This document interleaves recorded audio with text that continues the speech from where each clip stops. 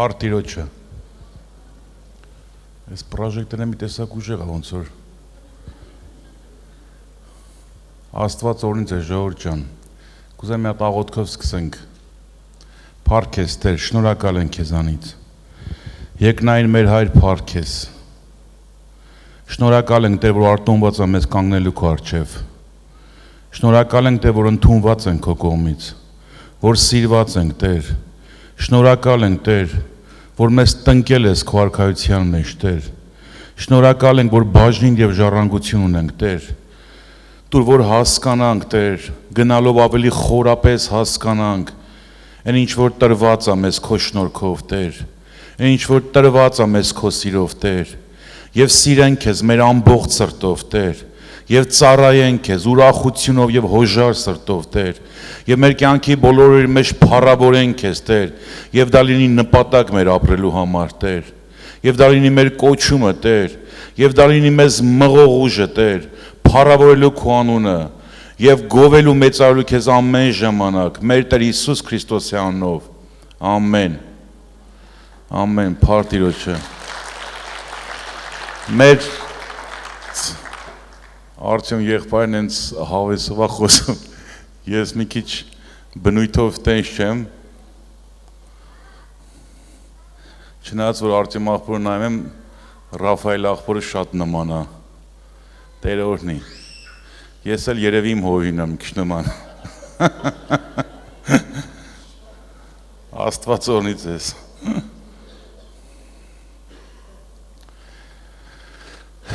Partիրոջը Ես որ ես կլանված լսում էի Արտյոմին մի բան մոռացել որ ես էդի խոսամ բայց ոնց որ հետ եմ գալի Ուրեմն Եթե բացում եք, բացեք թագավորած գիրքը Ուրեմն հենց առաջի գլխից կարդամ, բայց պատմությունը մի փոքր ներկայացնեմ Գիտեք, Աննայի մասին է եղկանայի կնոջ, որը ուներ նաև մի ուրիշ կուն Փենանա անունով Այն կնոջից զավակներ ուներ, այս կնոջից չուներ ու գրված է, որ Տերն էր փակել Անայարգանդը, որպեսզի չծնի, բայց ինչ որ որոշված ժամանակ, որտեղ Աստված, եթե մի բան անում է, նպատակով անում։ Ուրեմն առաջ թագավորած առաջի գլուխ 9-րդ համարից եմ կարդում։ Աննան սելովի մեջ ուտելուց ու խմելուց հետո ոտքի ելավ, հեղի կանան տիրոջ տաճարի սեմերի մոտ աթոռի վրա նստած էր։ Եվ տրտմալից հոգով տիրոջ առջև աղոթք արեց եւ խիստ շատ լաց եղավ։ Ուխտ անելով ասեց. Ով Տեր զորության, եթե քո աղախնի նեղությանը նայես եւ ինձ հիշես եւ քո աղախնին չմոռանալով քո աղախնին արու զավակ տաս, ես նրան տիրոջը պիտի նվիրեմ իր կյանքի բոլոր օրերի մեջ եւ նրա գլխի վրա ածելի պիտի չբարձրանա։ Եվ նա այս աղոթքն էր անում Երբ որ աղոթքը երկարացրեց, հեղի նրա բերանին էր նայում։ Անան իր սրտի մեջից խոսում էր, միայն շրթունքներն էր շարժվում, բայց ձայնը չէր լսվում։ Նրա համար հեղին նրան գինով կարծեց եւ հեղին նրան ասեց. «Մինչեւ երբ պիտի գինովություն անես, հրաժարվիր քո գինից»։ Անան պատասխան տվեց եւ ասեց. «Ով Տեր իմ, այդպես չէ, ես վշտացած սրտով մի կին եմ, գինի եւ օղի խմած չեմ, սակայն Տիրոջ առջև իմ սիրտը բացեցի։ Քո աղախնին չարմիր կին մի կարծիր, քանզի իմ վշտերի եւ նեղության շատության համար մինչեւ հիմա խոսեցի»։ Այն ժամանակ հեղին պատասխան տվեց եւ ասեց. «Գնա խաղաղությամբ ու Իսրայելի Աստվածը քո խնդրածը թող քեզ տա, ինչ որ նրանից խնդրեցիր»։ Անան ասեց. «Թող աղախնիդ առջև շնորհ գտնի» եւ իր ճամփան գնաց եւ կերավ եւ երես այլևս տրտում չէր։ Տեսեք, ստեղ Անան վշտացած, որտեվ այդ ժամանակաշրջանի մշակույթի մեջ չբերությունը շատ ամոթալի բան էր։ Չնայած նես չի որ հիմա փառավոր բան է, բայց հիմա շատերը մտածված էլ չեն ունենում։ Այդ ժամանակ շատ ամոթալի բան էր։ Ու գիտեք գրված է իր ներսը լցվել էր նախատինքով, այդ շարունակական զրույցն իր մասին լսելով։ Ու այդ ամեն ինչից Տերը տեղյակ էր։ Ու Տերն էր արգել է իրան երեխա ունենալու որոշ ժամանակ։ Ինչի համար, որպեսզի նա ուխտով գար Տիրոջ առջև։ Որտեւ Աստված հատուկ ծրագիր, հատուկ որոշում ուներ այդ երեխու համար, որ դա պիտի դառնար Աստծո մեծագույն մարգարեն։ Երբ որ Անան եկավ, հետաքրքիր է, հեղի քահանան Անային հանդիմանեց։ Ինքը գրված է, սկզբից շատ լաց եղավ։ Անայի մասին հիշելով ժողովուրդը ասում են ինքը դե մանավանդ այն ցածր աղոթողները միշտ Անային են հիշեցնում, դե Անան ցածր աղոթեց, Աստված լսեց։ Գիտեք, Աստված լսում է թե ցածր աղոթողներին, թե բարձր աղոթողներին։ Աղոթքի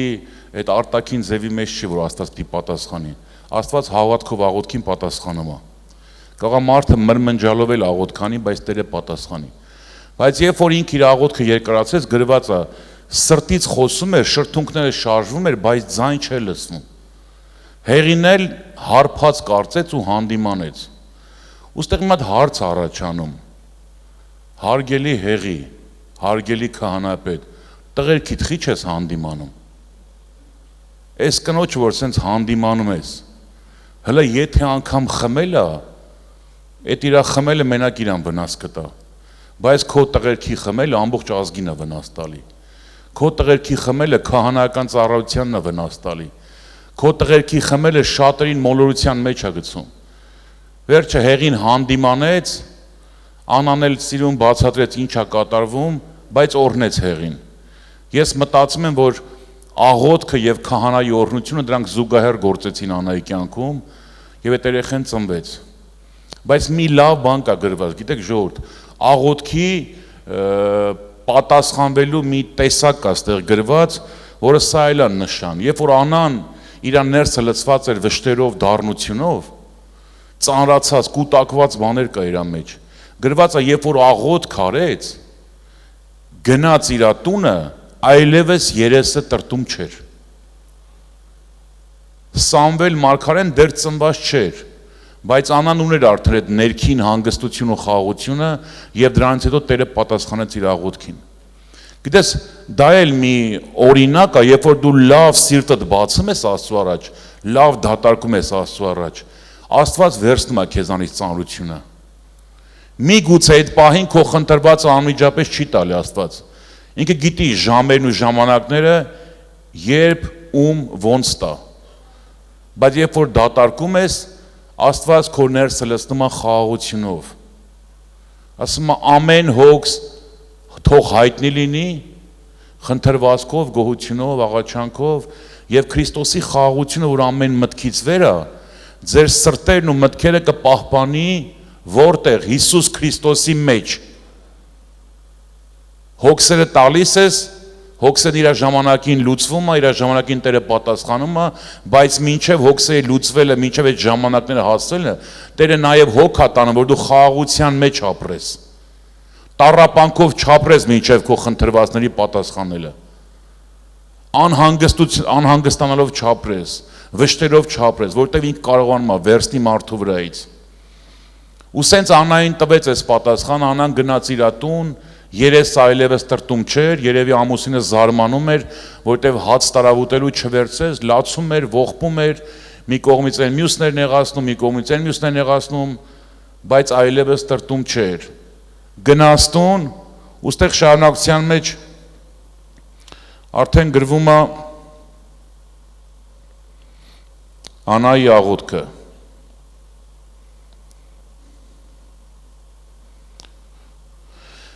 Ուրեմն երկրորդ գլուխ առաջամանից Անան աղոթք արեց, ամբողջ աղոթքը չեմ կարդա, բայց այն սկզբի 2-3 համարը։ Անան աղոթք արեց եւ ասեց.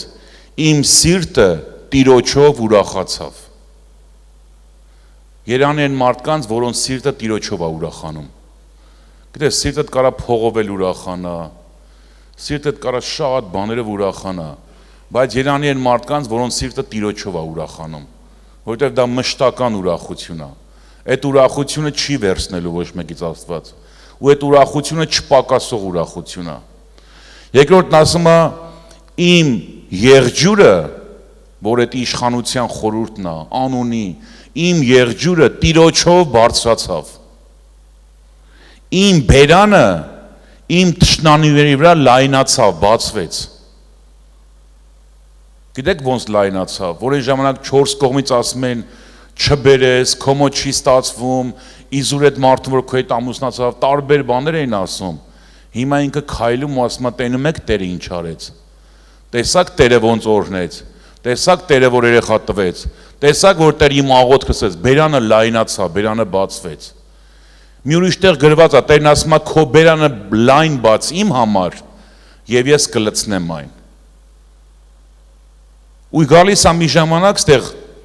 տեսեք Տերը ոնց է գործում։ Տերն արդեն գիտեր, որ հեղի որդիները անուղելի են։ Գիտեք, Աստված ճանաչում է մարդկանց։ Չնայած որ մեզանից ծածուկ է պահում ու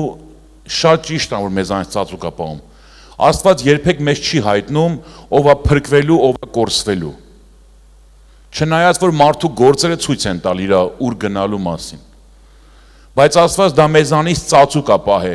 բայց Տերը գիտի կորսվողներին էլ, Տերը գիտի փրկվողներին էլ։ Աստված իմանալով որ հեղի որդները անուղելի են,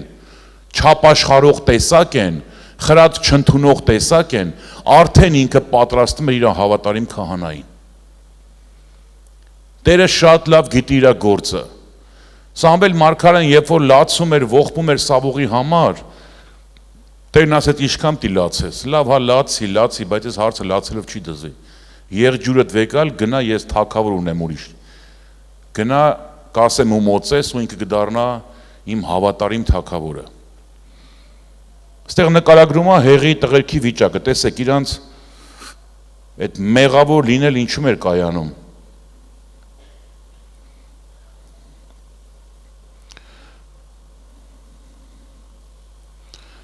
Ուրեմն երկրորդ գլուխ 12 համարից։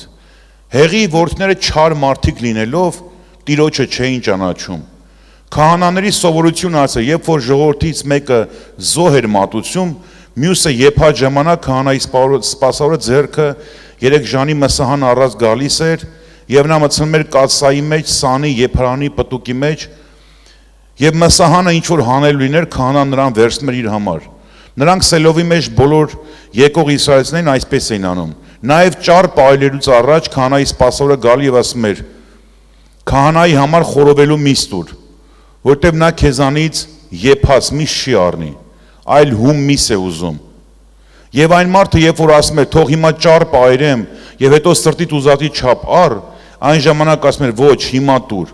եթե ոչ բռնի կառնեմ։ Այսպես այս երիտասարդների մեղքը Տիրոջ առջև շատ մեծ էր, քանզի մարդիկ Տիրոջ զոհը արհամարում էին։ Կարծում ասում ես դե ինչ էին անում, դες մեծ մեղքել չի, չէ։ Սովորություն կար, որ ճարպը պիտի արվեր Տիրոջ համար ու այդ զոհի մսից քահանային պիտի բաժին դուրս գար։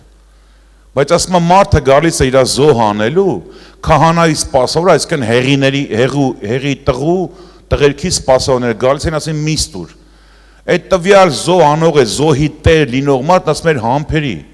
սպասի, թող ճար պայրվի, հետո քո սրտի ուզածի չափ վեկալ։ Ինքը ասում էր, չէ, հիմա դու թե չէ զորով կվերցնեմ։ Այսինքն հեղի քահանայի որդիների համար, իր որդների սպասողների համար, այդ զոհը, այդ զոհի կարգը, զոհի հերթականությունը իրանց ընդհանրապես չէր հետաքրում։ Իրանց համար այդ զոհը խորովածի միս էր ուղակի։ Իրանք այդ զոհի հետ վարվում էին ոնց որ իրանք էին ուզում։ Ու գրված է դրանում էր կայանում իրանց մեղքի մեծությունը,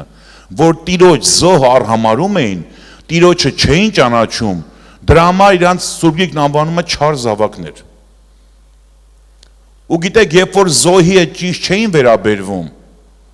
իրանք դուռ էին բացում իրանց կյանքում մնացած մեղքերի համար։ Գիտեք, այսօր Աստված մեր Արճեմ աղբերը շատ լավ ներկայացրեց Հակոբն էլ զոհը, այն որ ասում է երեսները իրանց թագերը գցում էին, իրենք հասկանում էին, որ այդ գառնուկով ամեն բան։ Մանավանդ այնտեղ երկնքում էլ ավելի լավ էին հասկանում։ Գառնուկի արյունով ամեն բան ոչ ոք չի կարող գալ հորը, եթե ոչ ինձանով։ Քրիստոսն ասաց, ես եմ դուռը, մի հատ դուռ կա երկին գնալու և դա Քրիստոսն է։ Մի հատ ճանապարհ կա երկին գնալու, որ դա Քրիստոսն է։ մի հատ ճշմարտություն կա։ Այսօր մարդիկ շատ խոսում են ճշտից։ Գիտեք, ճիշտը տարբեր մարդկանց մոտ տարբեր է։ Բայց գիտեք, ճիշտը դա գաղափարների հավաքածու չի, ճիշտ անձնավորություն է, ու իր անունը Հիսուս Քրիստոս է։ Այդ ճիշտ Աստվածը իրանից է ծնվել։ Մենք որ հասկանում ենք ճիշտը ինչ է, նախ պետք է հասկանանք ով է նա եւ ինչ ասելն է։ Այս տղաների համար այդ զոհը, որ զոհը գիտեք ինչ համար է, զոհը մարդ, Աստված հարաբերությունը կարգավորելու համար էր։ Զոհը նրա համար է, որ զոհի միջոցով մեղքերի թողություն ստանա մարդը։ Այն ժամանակ գառը բերում էին, մարդը իր ձեռը դնում էր գառի վրա ու իր մեղքերը խոստովանում էր։ Ու իր մեղքերը խոստովանից հետո իր մեղքերը անցնում էր այդ գառի վրա, գառը դառնում էր մեղավոր։ Գրված է նա, որ մեղք չգործեց, Աստված մեր համար մեղք դարձրեց, որ մենք նրա արդարությունը լինենք։ Խոստովանում էին ու գառը պիտի մորթվեր իր մեղքերի համար։ Նույն բանը Աստված արեց Քրիստոսի հետ։ Մեր բոլորի մեղքը դրեց Քրիստոսի վրա ու Քրիստոսը պիտի մորթվեր, պիտի սպանվեր։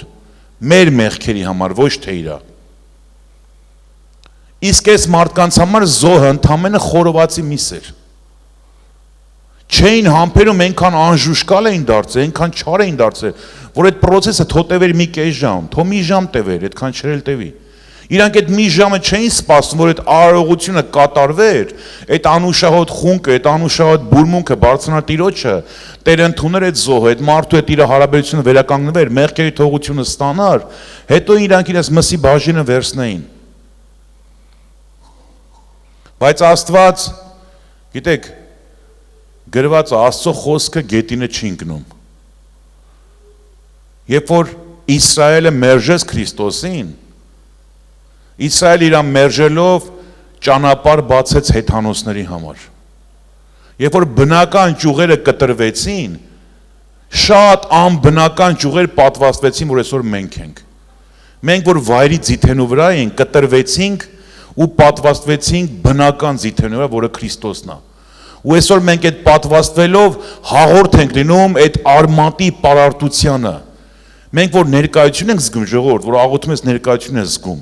բաց է քո համար երկինքը։ Երբ որ դու օծություն ես զգում, Աստված մուտք ունի քո կյանքի մեջ։ Դա նրա պատճառով, որ դու արդեն որպես ճյուղ պաստվածված ես այդ ծառի վրա, այդ բնական ծառի վրա։ Չէին հասկանում, չար զավակներ էին, գրված է Տիրոջը չէին ճանաչում, զոհ անարգում էին։ Դրա համար ինչ էր կատարում իրանց հետ։ Մեղքը թագավորում էր իրանց կյանքում։ Այսօր մենք շատ մարդիկ, ես եղել եմ մարդ, անդադ ասեմ, դե երբ պետք է ծխելը թարգես, երբ պետք է խմել թարգես, այմա դե հայհոյելը թարգի, վերջը խաղամոլությունը թող։ Գիտես, բայց շատերն անկարող են մեղքից հրաժարվել, որտեղ մեղքը թագավորում է։ Որտեղ իրանք իրանց հնազանդեցրել են մեղքին։ Մի հատ լուծում կա, երբ որ դառնան զոհին, գառին, այդ ճշմարտությանը դառնան, այդ ճշմարտությունը ճանաչեն, ով այդ ճշմարտությունից համար, ու այդ ճշմարտությունը իրանց կազատի բոլոր մեղքերից։ Շատերը չեն ազատում մեղքից, որովհետև ճշմարտության մոտ չեն եթում։ Որտև ընդեղ է լուծում ստանում, գառի մոտ է մեղքերը ազատվում մարդը, գառի միջոցով է մարդ ազատագրվում։ Մենք որ ասում ենք Հիսուս փրկիչ, գիտեք Իսրայելը լավ չհասկացավ Հիսուսնով է,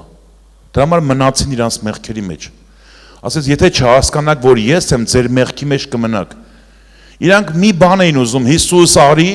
ու մեզ փրկի հռոմեացիների ձեռքից։ Բայց ասում էր ես եկել եմ ձեզ փրկելու մեղքի ձեռքից, ոչ թե հռոմեացիների։ Ինքը եթե իրանց թույլ տային Հիսուսին, որ իրանց մեղքի հարցը լուծեր, հռոմեացիների հարցը շատ կարճ ժամանակում կլուծվեր։ Բայց քանի որ Իսրայելը թույլ չտվեց, որ Հիսուս իրանց մեղքի հարցը լուծի, շատ կարճ ժամանակ հետո Երուսաղեմ քաղաքը Իսրայելը հիմնահատակ քանդվեց։ Չէին հասկանում, իրանց պետք էր մեկը, որ իրանց տա իշխանություն, տիրեն, իշխեն, լավ ուտեն, լավ ապրեն, բայց ասում էր ես եկել եմ, որպեսզի մեղքից փրկեմ ձեզ, ժողովուրդ։ Երբ որ Աստված քո կյանքում մեղքի հարցը լուծի, մեղքի հարցը լուծվելուց հետո կհաջորդի օրհնության հարցը։ Մենք շատ ժամանակ մեղքի մեջ մնալով օրհնության ակնկալիքներ ունենք։ Մենք ուզում ենք մեղքի մեջ մնալով նաև օրհնություն գա մեր կյանքի մեջ։ Մեղքի մեջ ապրելով հաջողություն գա մեր կյանքի մեջ։ Հեղի որդները ապականել էին։ Տեսեք շարունակության մեջ ինչ է գրված։ Այն առաջի հատված, որ կարդացինք, դե մեղքեր չկար։ Զուտ գրված էր այդ մի տեսակը, որ իրանք զոհ արհամարում էին, Տիրոջը չէին ճանաչում, չար զավակներ էին։ Բայց տեսեք մի որոշ ժամանակ հետո գրված է, եւ հեղին խիստ ծերացել էր, եւ նրա որդիները ինչ որ անում էին բոլորը Իսրայելի, եւ ինչպես նրանք մի րոպե կներեք մի հատ թարգմանությունը փոխեմ էլի ես արևմտահայերեն եմ կարդում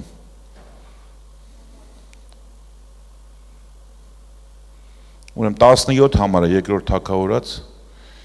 առաջի թագավորած երկրորդ գլուխ 17 համարները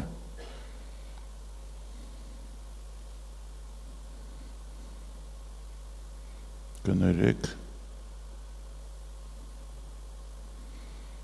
22 համարից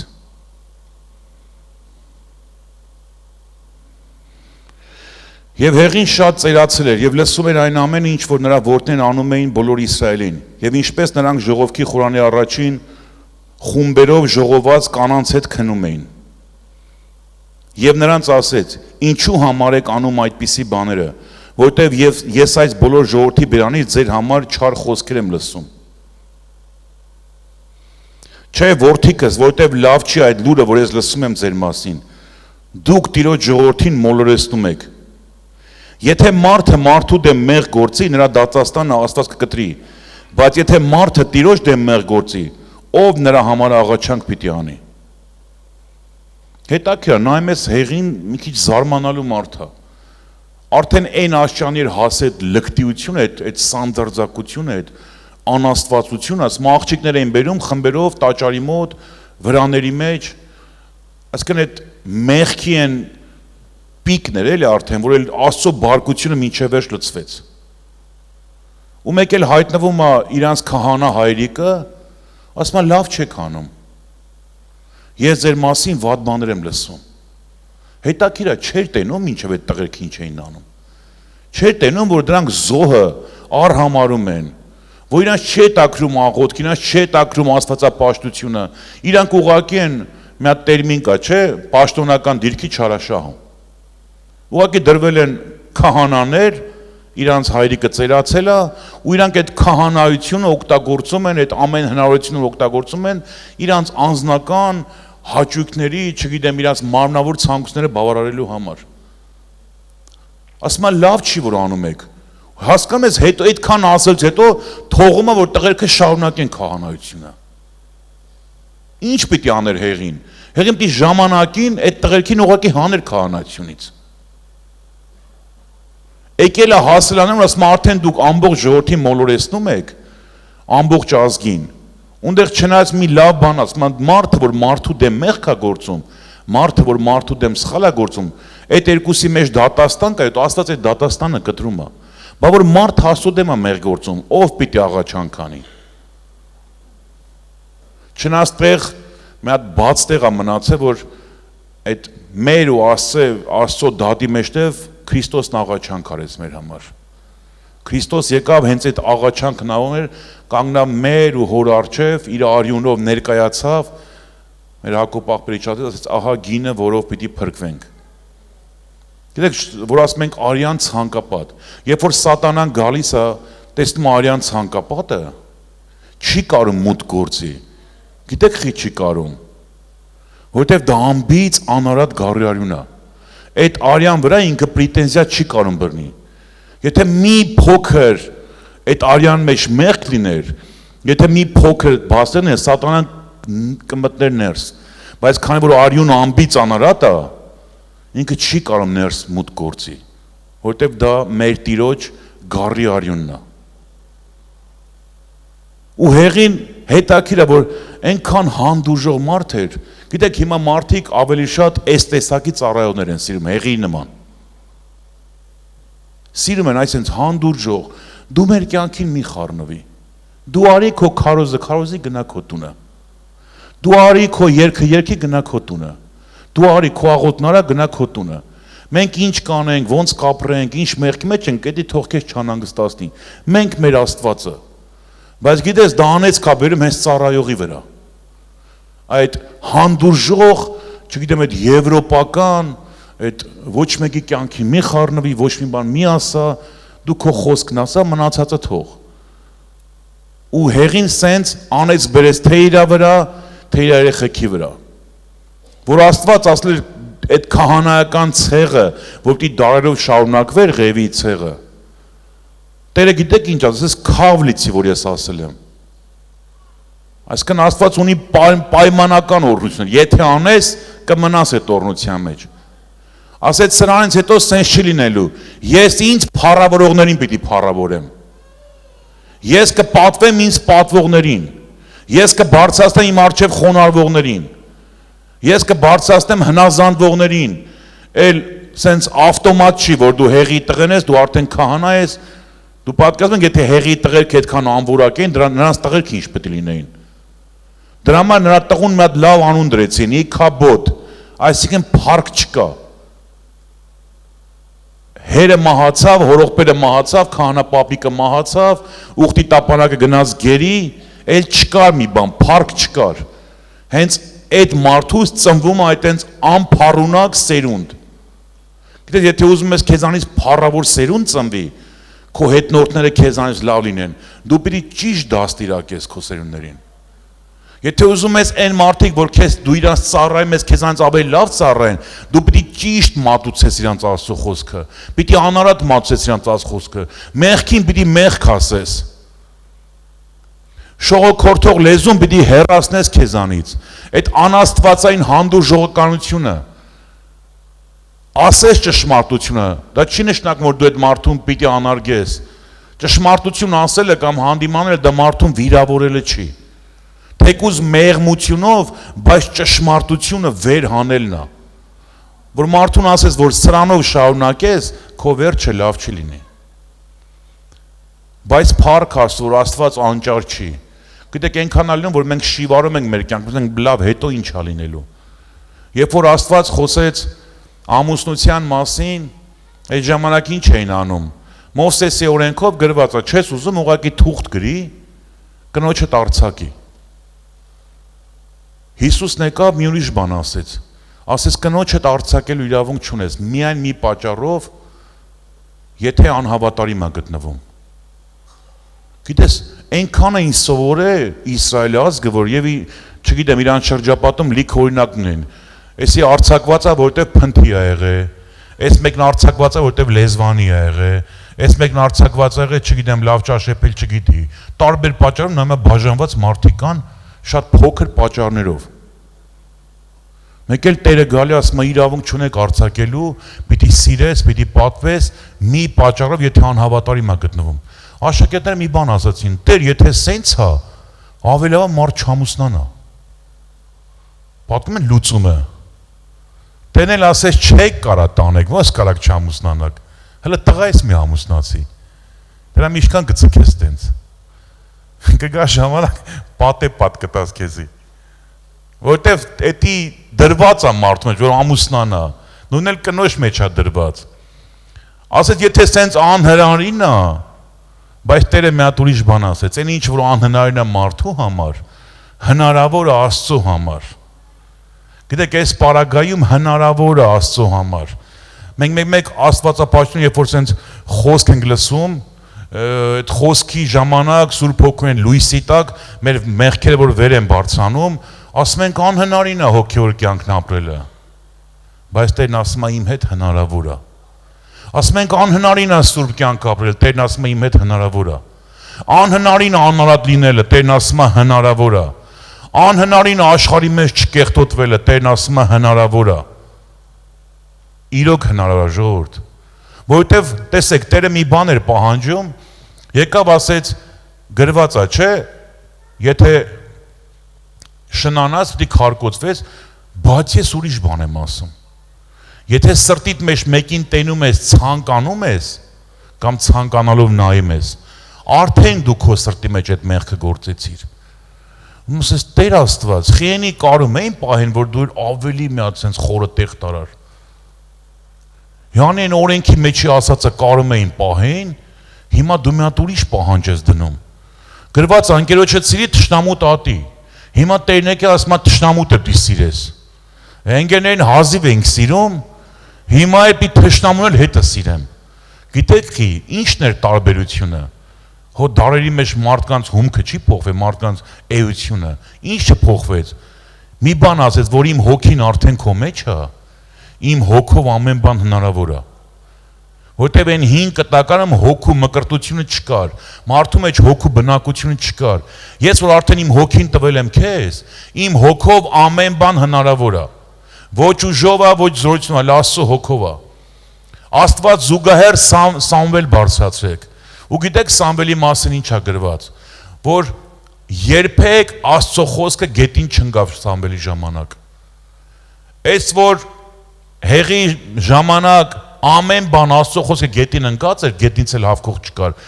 Սամվել բարձրացրեց հավատարիմ քահանա, ու իր ժամանակ Աստծո խոսքը գետին չէր ընկնում։ Գիտեք Սամվելը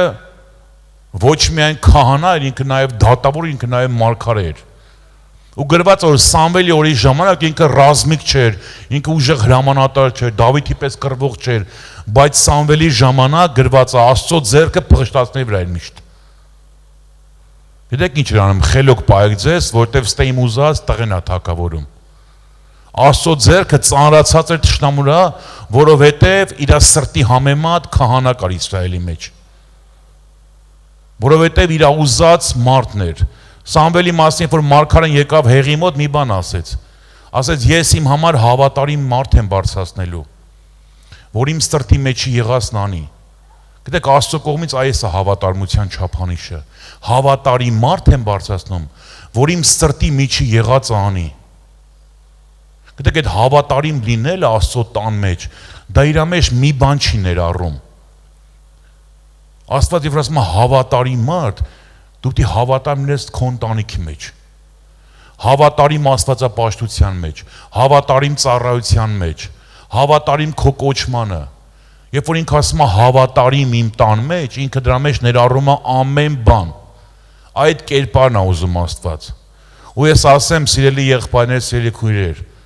մի հատ լավ լուր ամեն մեկից հնարավոր է լինել հավատարիմ ծառա, հնարավոր է լինել հավատարիմ մարդ, որտեվ Տիրոջ հոգին քո մեջ է, որտեվ քո մեջ կա զորության հոգի, որտեվ քո մեջ կա սիրո հոգի, քո մեջ կա զգաստության հոգի։ Սուրբ Գիրքն ասում է, որ քո մեջ կա գերազանց հոգի, քո մեջ կա կյանքի հոգի, այն հոգին, որ քո մեջ է, այդ հոգով ամեն բան հնարավոր է։ Երբ որ դու ճիշտ վերաբերվես Տիրոջ զոհի հետ, հեղի որդների մեղքի դուռը ոնց բացեց, ընդհանրապես որ մարդիկ ես հանդիպում, ասենք շատ մեղքերի մեջ, այդ շատ մեղքերը կյանքում միանգամից չեն հայտնվել,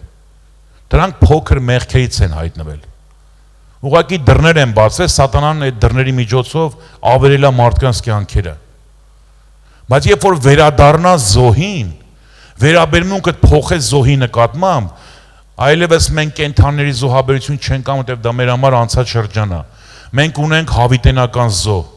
Մենք ունենք արյուն, որը ջնջում է, մաքրում է մեր բոլոր մեղքերը։ Հա։ Գիտեք, զոհի այդ արյան մի հատ մեծ առավելություն է գրված շնորհքի մասին։ Ասում է մեղքը մարդուն Մեղքը ոնց է, մի մեղքը, մի հանցանքը, մարդուն տանում է շատ մեղքերի մեջ, բայց Հիսուս Քրիստոսի շնորհքը մարդուն շատ մեղքերից տանում է արդարության մեջ։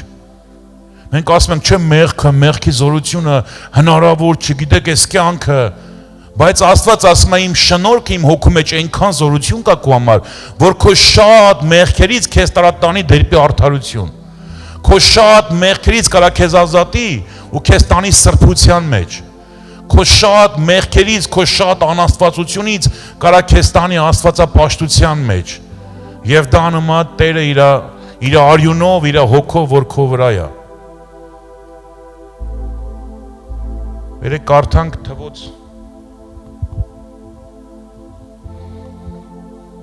Թվոց 12-րդ գլուխը։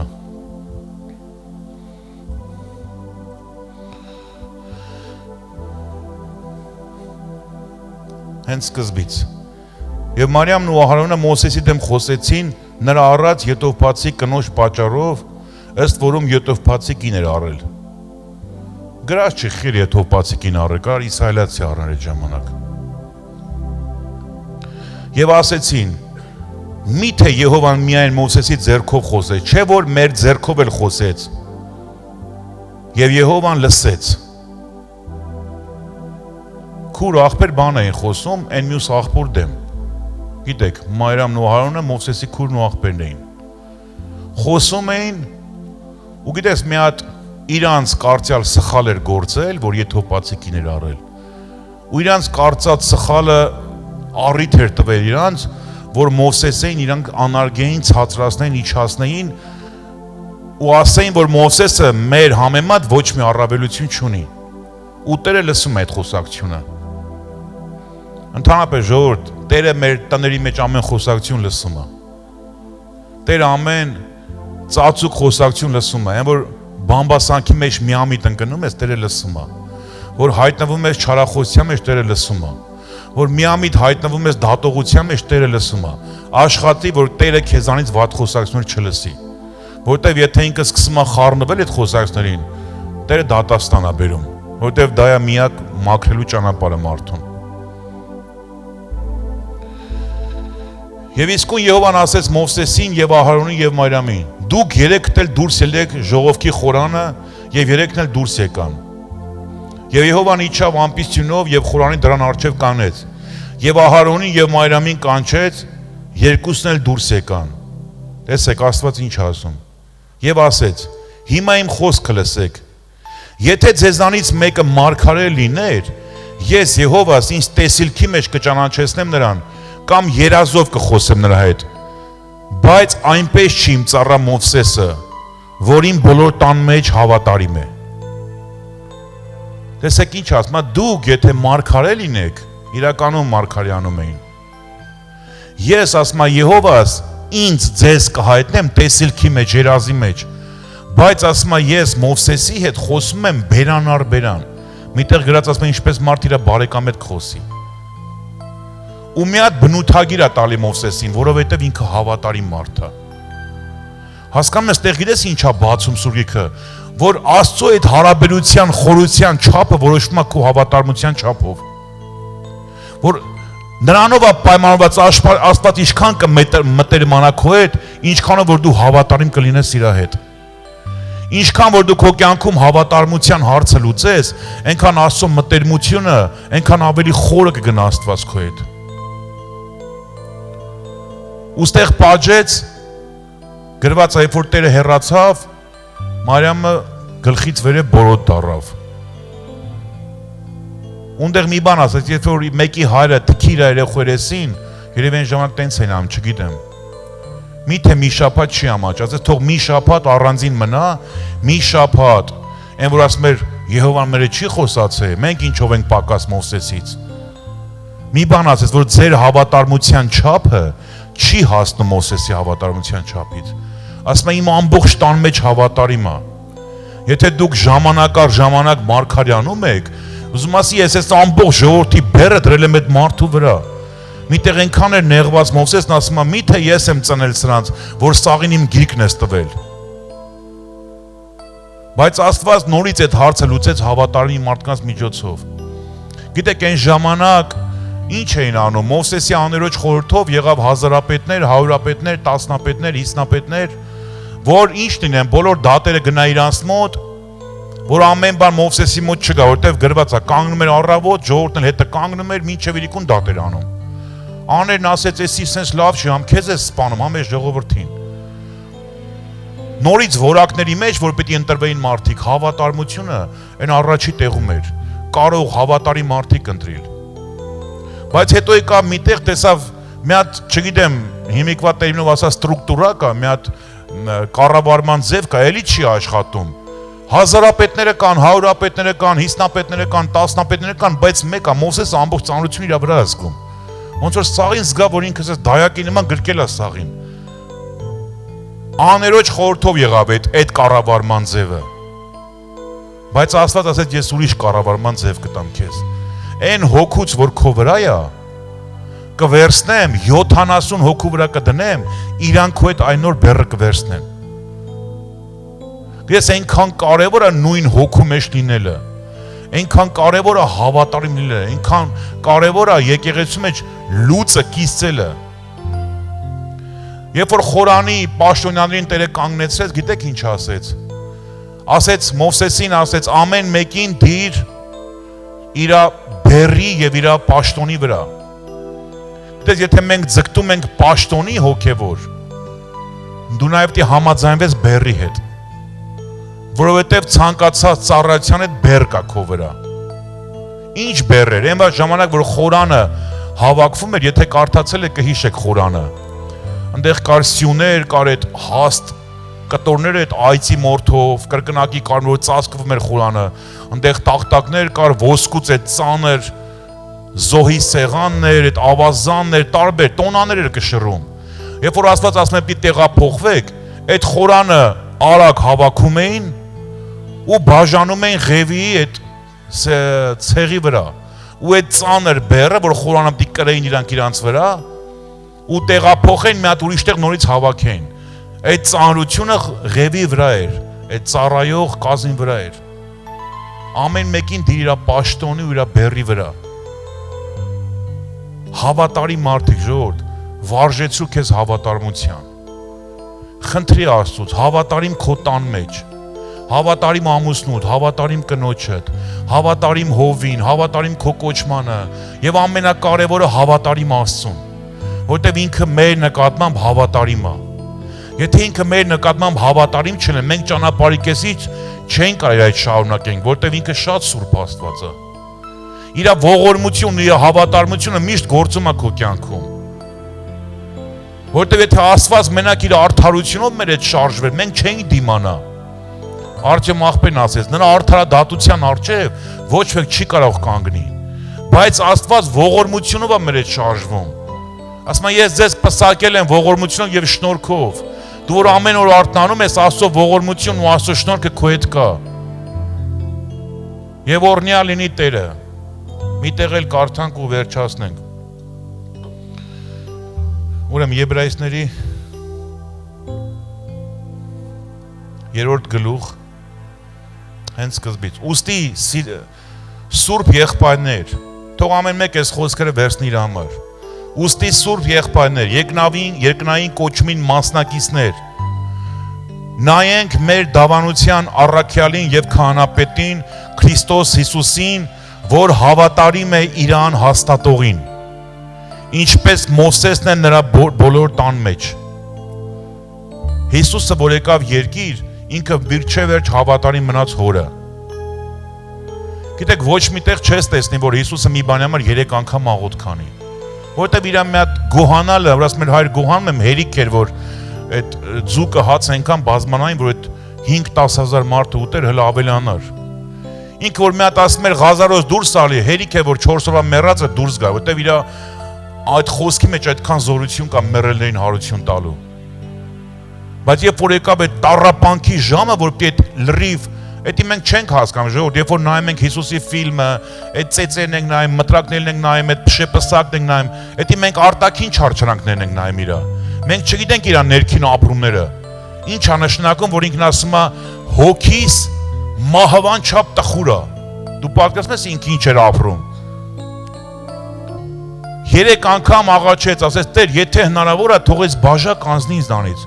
Բայց քանի որ ինքը բնույթով հավատարիմ էր, ինքը չէր կարող շրջանցել Աստծո կամքը։ Առաջի անգամ ասեց թող անցնի, երկրորդ անգամ ասեց